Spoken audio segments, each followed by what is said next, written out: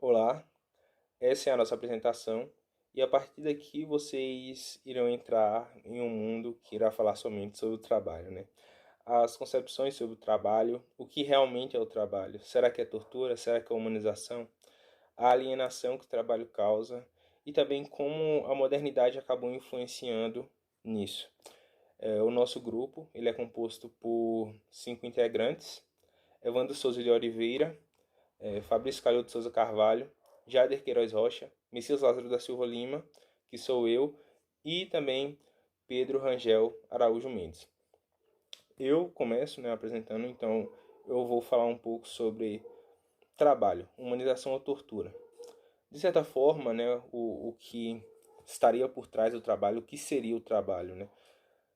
Para muitos, o trabalho é uma forma de você vender a sua força para que no final do mês, ou de 15 em 15 dias, ou de 7 em 7 dias, você consiga ali adquirir o seu dinheiro para você conseguir se manter, né? Então, seria essa a concepção de trabalho.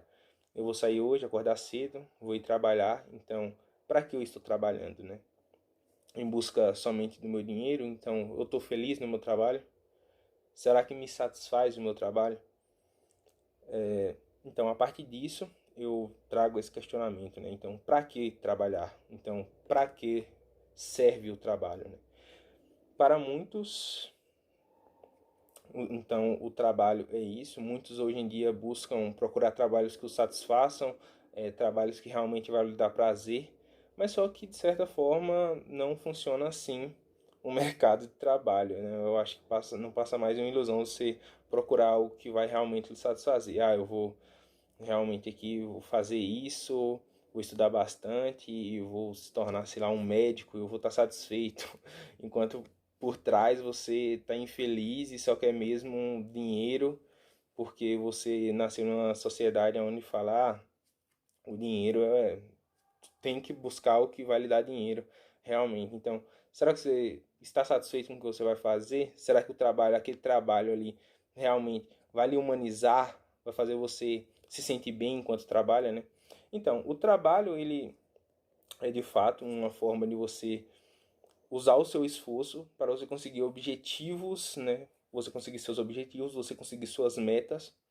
E o trabalho, ele também é um termo que pode ser usado de muitas outras formas, né? Tanto na psicologia como também na advocacia. E se distingue muito, assim, os significados de trabalho. Porém, ele vem de um termo em grego que estaria se referindo a quando era usado três paus em um formato de Y na cabeça dos animais brutos para que eles não pudessem atravessar a cerca e que o manejo daqueles animais fossem um pouco mais fácil, né? E a partir disso percebemos que realmente o trabalho é algo para que lhe dê trabalho, né? O trabalho também se refere a algo que seja difícil, né? O sentido da palavra. Então, a partir disso, traz esse questionamento. Será que o trabalho é humanização ou o trabalho é uma tortura? A partir desse momento, eu agora vou responder, né? Então, eu trago aqui duas referências que eu acho que sejam básicas para entender se o trabalho realmente é humanização ou tortura. A primeira é uma parte da série La Casa de Papel. É uma série que retrata sobre roubos, né? Então, você já percebe que eles não trabalham, ou então eles estão trabalhando daquilo ali. E a partir disso, né, na quinta temporada, no episódio 5, Tóquio tá lá, que é uma personagem interpretada por Úrsula Corberó, uma atriz.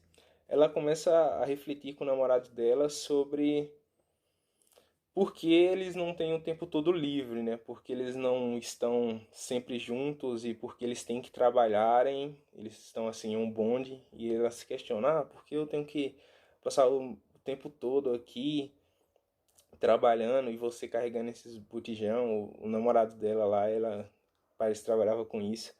E enfim, eles então têm a ideia que para poder fazer aquilo, eles vão ter que roubar. Então eles procuram uma alternativa melhor, que mais lucrativa, né? Eu sou contra o roubo, mas só que para eles também é uma ficção, então eu não posso dizer nada.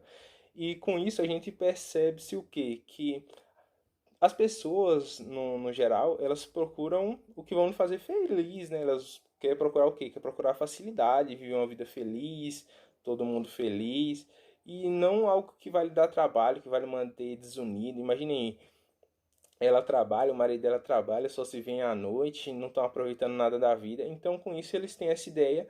Então, daí a gente já tira a primeira concepção de, o trabalho sim pode ser uma tortura, né? Pode ser uma tortura, não é uma forma de humanizar.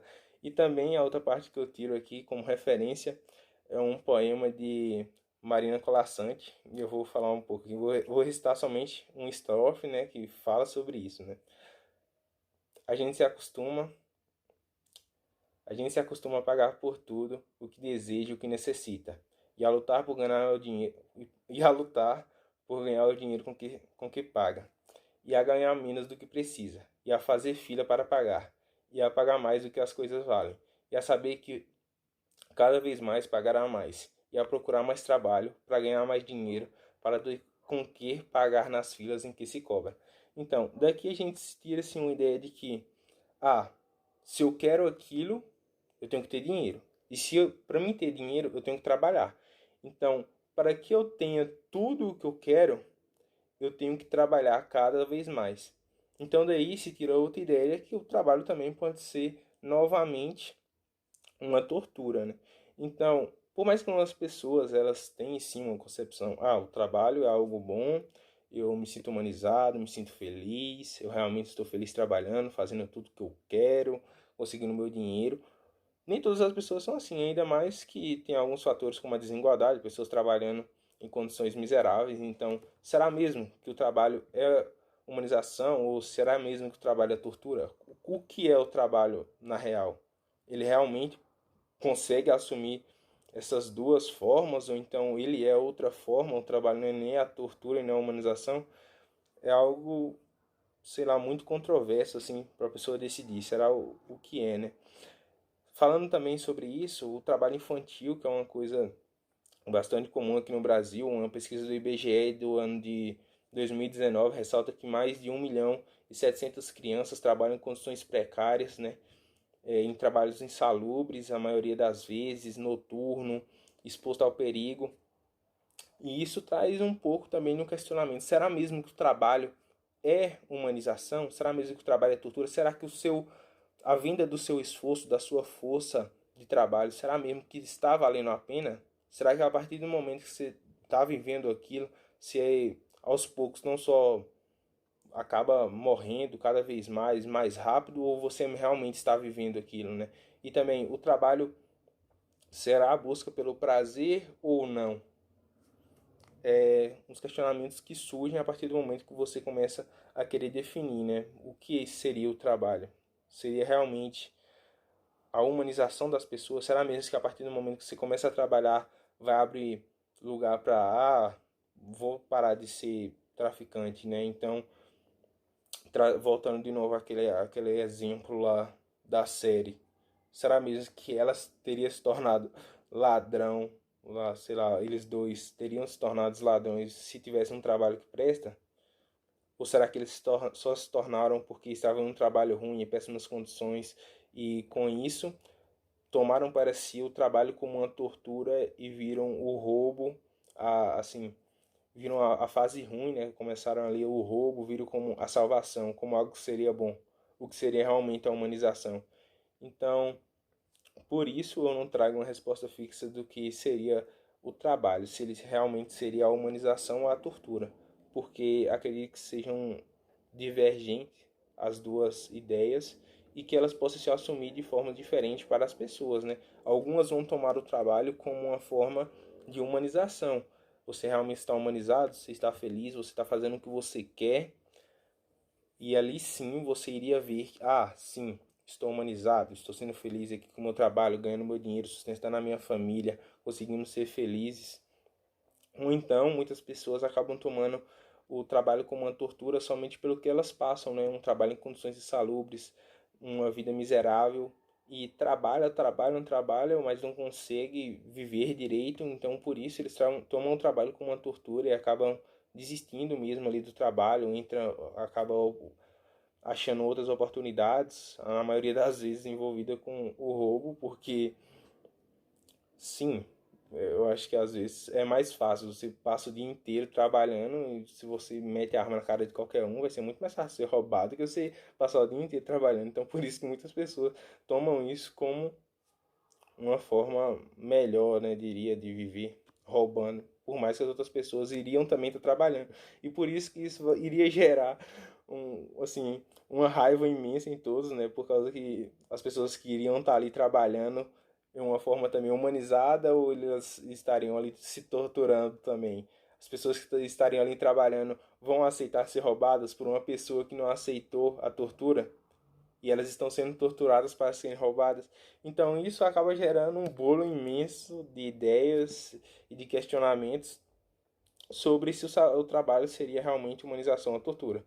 Mas, de certa forma, o que eu trago é que o trabalho pode ser os dois, tanto a humanização como também tortura. Ele pode ser apresentado dos dois fatos, dependendo da forma que a pessoa vai lidar, né?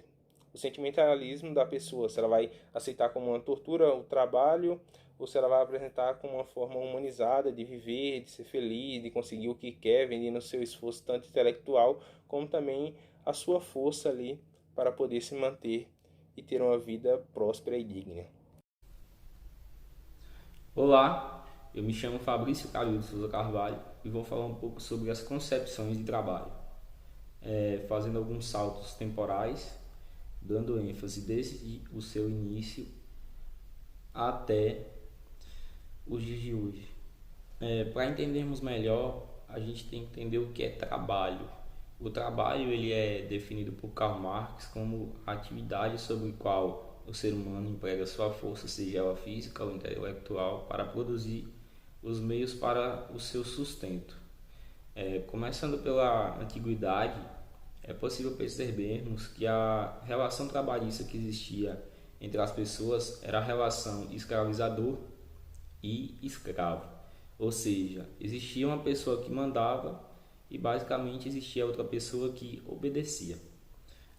Isso nos mostra um conceito de dominador e de dominado, que era muito comum e observado em grande maioria das sociedades na antiguidade, como a egípcia, a qual o trabalho escravo ele foi muito explorado e muito utilizado para o desenvolvimento das suas cidades, como em grandes construções, como as pirâmides, e também dentre vários outros tipos de serviços que temos que ressaltar, né, que o trabalho na antiguidade ele era muito precário, as condições eram desumanas, as quais as pessoas da época elas tinham que ser obrigadas, né, a trabalhar, sendo comumente observados espancamentos e punições severas a quem empregasse alguma peça em seu escravizador, que na maioria das vezes, na maioria não, era considerado antigamente como dono do escravo, né? Então o escravizador ele era meio como se fosse o dono da pessoa, a qual está sendo submetida, né? Sendo submissa a trabalhar para ele. Com o fim do período que conhecemos como Antiguidade, se inicia um novo período chamado de Idade Média, a qual ainda era muito utilizado os escravos, porém ali se dá o surgimento de outra prática econômica e relações de trabalho que é o feudalismo. A origem do feudalismo está no final do Império Romano, quando surgiram os colonatos, são as terras onde os romanos buscavam abrigo e em troca trabalhavam para seus donos. Na sociedade feudal, a quantidade de terras em que o indivíduo possuía explicava muito do poder em que essa pessoa também possuía. Sendo assim, quem tinha muita terra tinha muito poder e quem não tinha terra nenhuma não tinha nada. As relações de trabalho em que consistia o feudalismo estava entre o senhor feudal, que era o homem que possuía os feudos ou as terras, né? E os servos, que deviam lealdade e também subordinação ao senhor feudal. Os servos, eles possuíam obrigações com os senhores feudais. Eles tinham que pagar impostos, como a corveia, que era um trabalho. Eles tinham que trabalhar sem remuneração por alguns dias da semana em troca de proteção, né? E as banalidades, que eram as taxas que os servos pagavam para utilizar o moinho, o forno, o celeiro, entre outras coisas que eram propriedades do senhor feudal. Os servos, eles também viviam em extrema miséria, pois além de estarem presos à terra por força da lei, eles também estavam presos aos senhores, a quem deviam obrigações como a talha. A talha também era outra banalidade, que era a obrigação do servo dar ao seu senhor uma parte do que produzia.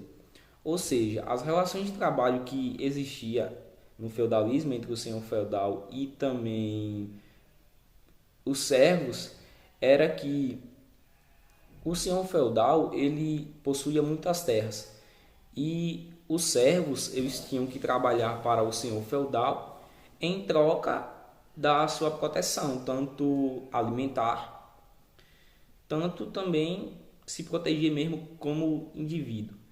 Ou seja, o senhor feudal ele explorava o servo da seguinte maneira: ele dava, né, a terra para o servo trabalhar e produzir para ele, e em troca ele também ganhava em cima do servo.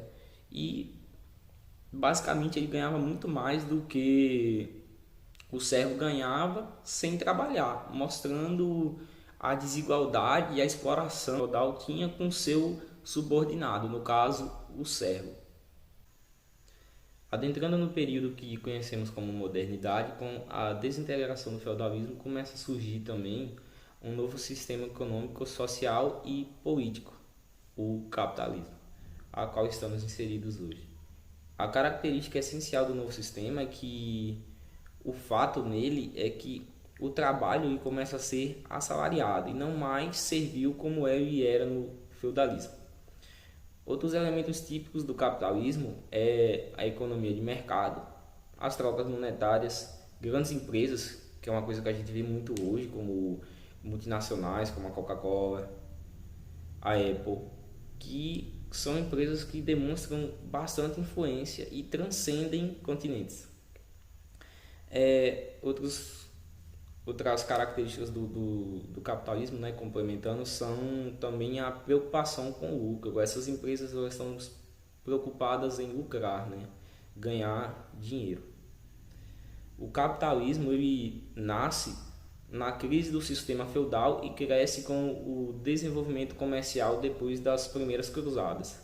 Um fato bizarro que a maioria dos pensadores consideram é que uma das primeiras práticas, uma das primeiras relações, né, econômicas do que o capitalismo demonstrou foi o tráfico negreiro, foi a comercialização de escravos.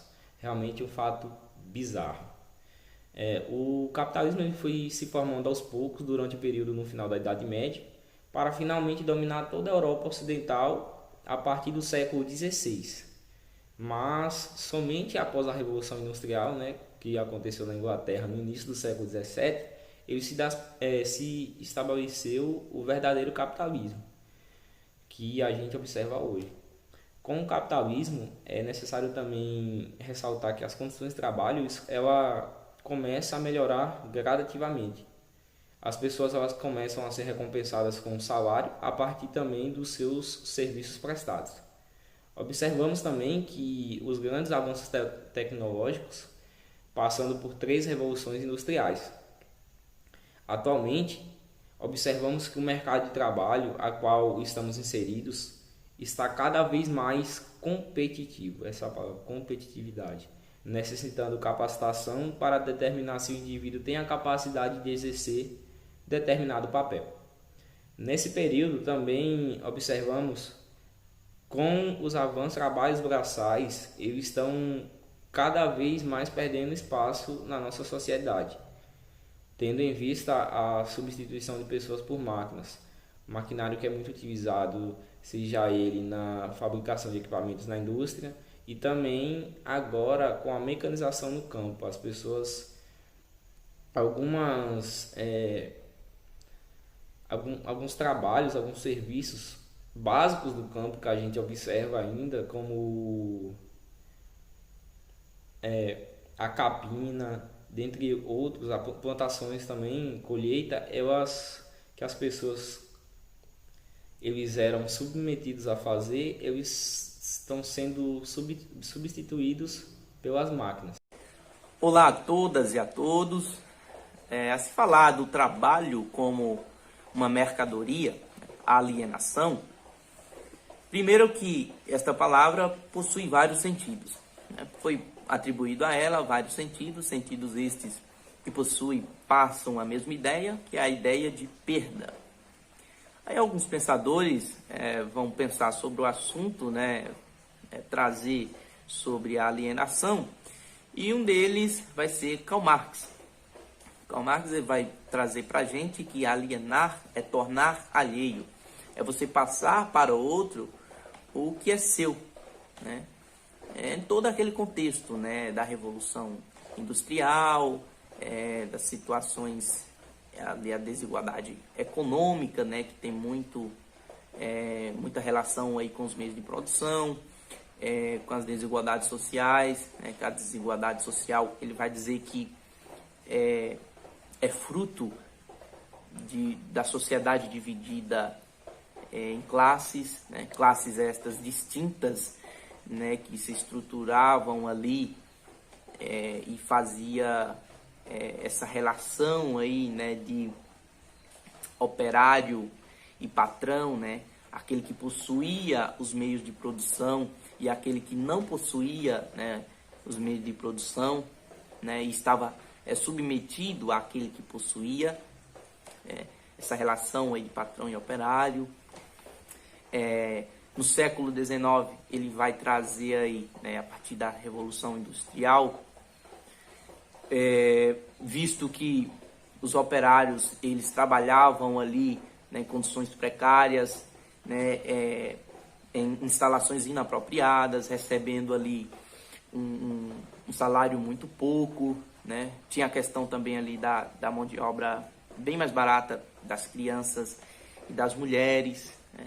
Então ele vai reforçar a temática do trabalho como condição humana. Em contrapartida, ele nega, né, que a nova ordem econômica do capitalismo fosse capaz de promover a igualdade, né? Por quê? Porque os trabalhadores, os operários, eles vão produzir para outro, né? E aí irão perder mais do que ganhar, né? E isso por questões, por ordens externas, né? Eram ordens de trabalhar, né, em um período, né? Como hoje nós conhecemos também a pretensão salarial, não existia isso, era determinado ali, né, o tempo, o período, né, aonde, né, era um trabalho repetido, né, cansativo, tudo aquilo que eles passaram por um pequeno salário, né? E o Marx traz aí, né, que enquanto ele vende a sua força de trabalho, né, esse trabalhador vende a sua força de trabalho, ele também se transforma em mercadoria, né? E essa seria a lógica do mercado que prevalece, né, na economia capitalista. Olá, eu sou Evandro. Eu vou falar um pouco sobre a disciplina Olhar Vigilante, né? Onde nos séculos 17 e 18 os processos disciplinares formaram ali meio que um meio de dominação ali nos hospitais, na família, nos meios militares, né? E ficou ali engajado ali presente no meio de controlar o tempo, de controlar os movimentos das pessoas, até ainda no século XIX, né? Onde já ali no capitalismo, né, na era industrial, ele ainda tinha a sua influência.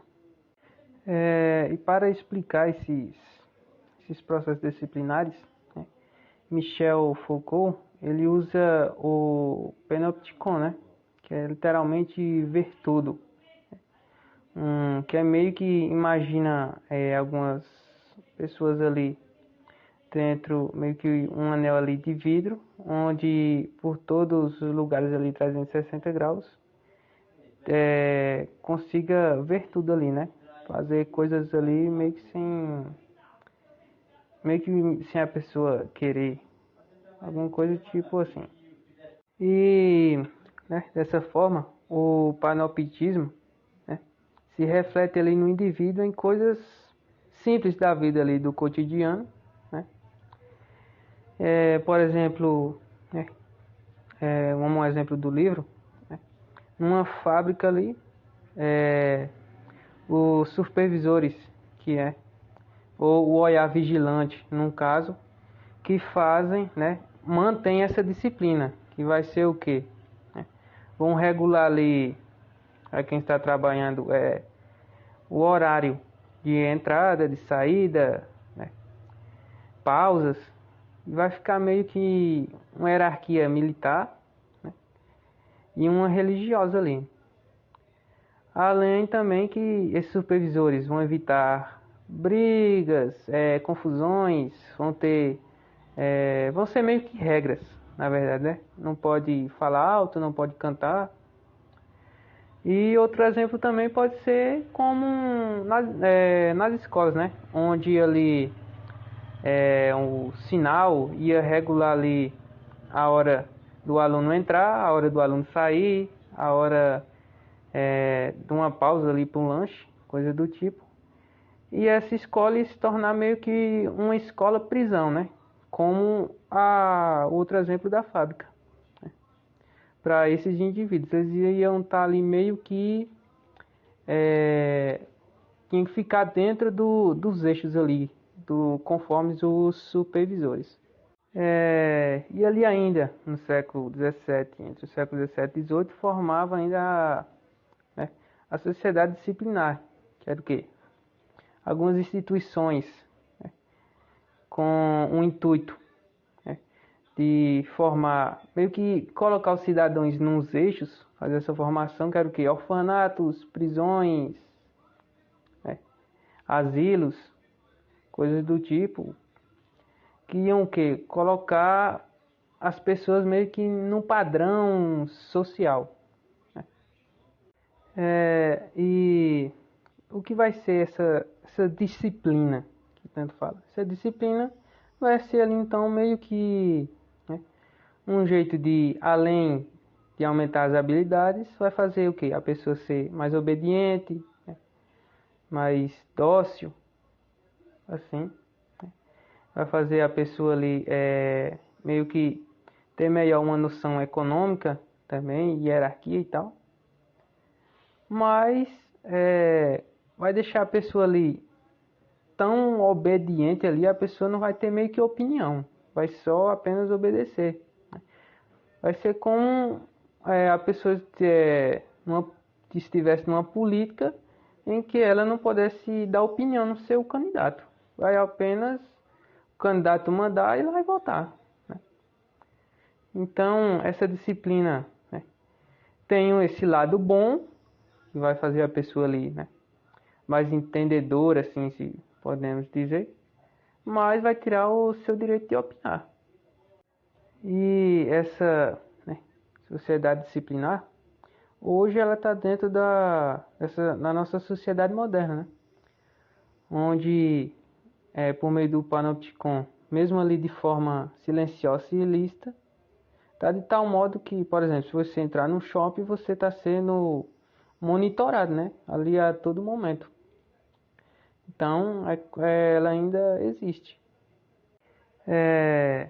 Na minha opinião, assim, esse olhar vigilante foi bom por um lado, né? Onde deixou os indivíduos ali, aumentou suas habilidades, deixou os mais respeitosos e tal, mas foi de um jeito tão severo que passou demais da conta, né? Os indivíduos ficaram ali meio que sem opinião. E meio que ali, para a gente aumentar o nosso saber, né? Já entrando na parte de contexto de filosofia, nós devemos opinar, né? Ter dúvidas. Então isso meio que vai contrariar a filosofia, na minha opinião. Olá, meu nome é Jader Queiroz e hoje eu estou aqui para falar sobre privacidade e compartilhamento de dados, como isso afeta o trabalho e as nossas vidas como um todo. Em 2016, o Mark Zuckerberg, dono de Instagram, Facebook e WhatsApp, viralizou em uma foto que parece uma foto comum, só que se você olhar com um pouco mais de atenção para o notebook que está atrás dele, ele está tapando a câmera e o microfone do notebook. Ou seja, ele está se preocupando com a privacidade dele. Então, se o cara que é dono de redes sociais gigantescas está se preocupando com a privacidade dele, eu acho que a gente também deveria se preocupar, né? Porque isso mostra que estamos sendo constantemente observados em todos os momentos. E porque as redes sociais querem, né, saber, querem nos observar, querem saber os nossos dados. As redes sociais funcionam a partir da publicidade. Você não paga, mas de certa forma você paga. Então, elas querem saber do que você gosta, elas querem saber quem é você, seus amigos e por aí vai. O algoritmo é um cara legal, ele quer te conhecer, quer te deixar preso ali. Então, isso vai te viciando e definitivamente não é algo bom para você. Mas não é só as redes sociais que estão te observando. Atualmente somos observados em todos os lugares e não só nas redes sociais. Sob essa ótica, o livro 1984 traz um mundo onde as pessoas são constantemente observadas pelo Estado. Em todos os momentos as pessoas estão sendo observadas e o Estado faz isso de propósito porque, segundo eles, ser observado vai fazer com que as pessoas trabalhem de forma mais produtiva e trabalhem sem cometer infrações. E se você pensar, pô, é só ficção e tal. Não, a gente já está sendo observado mesmo fora das redes sociais. Na minha antiga escola mesmo, tinha câmeras de segurança em todos os lugares, com exceção do banheiro, na sala de aula. Tinha uma câmera de um lado, uma câmera do outro. Estavam sendo constantemente observados. No IFBA não é diferente, né? Por exemplo, o e-mail institucional, o IFBA tem acesso ao nosso histórico de navegação. Então, se andou pesquisando algo de errado, o IFBA sabe. E indo para o trabalho, saindo da escola e indo para o trabalho, é a mesma coisa. As pessoas estão sendo constantemente observadas, não só por câmeras de segurança, mas no caso de quem trabalha com computadores, as empresas já têm aplicativos para saber em onde você andou pesquisando coisas, que e-mails você enviou. E as pessoas que forem pegas acessando redes sociais no trabalho podem ser demitidas por justa causa. Então, essa questão de privacidade é algo que temos que realmente observar. Mas isso de compartilhar os dados, isso de privacidade, é realmente algo ruim?